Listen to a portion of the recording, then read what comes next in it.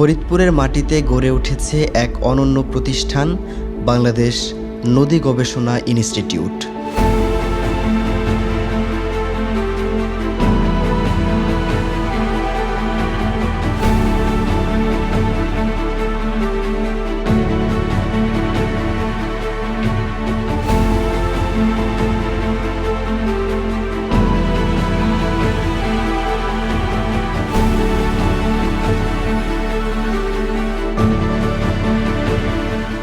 নদী, পানি ও প্রকৃতির সংলগ্ন এই গবেষণা কেন্দ্রটি প্রতিষ্ঠিত হয় ১৯৭৭ সালে।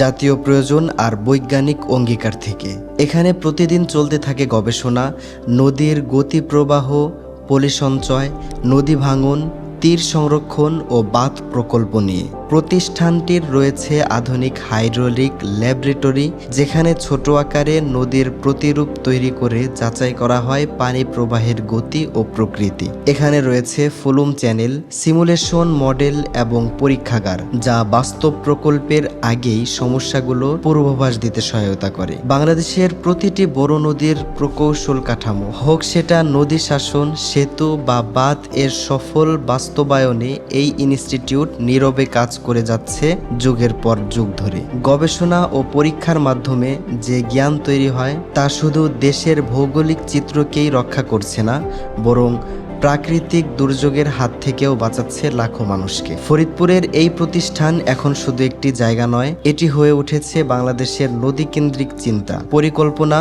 ও ব্যবস্থাপনার মস্তিষ্ক, যেখান থেকে নিয়ন্ত্রিত হচ্ছে ভবিষ্যতের নদী ব্যবস্থাপনা, দেশের নিরাপত্তা ও উন্নয়নের রূপরেখা। নদী মানেই শুধু পানি নয়, নদী মানে জীবন, নদী মানে দেশের অর্থনীতি, সংস্কৃতি আর অস্তিত্ব।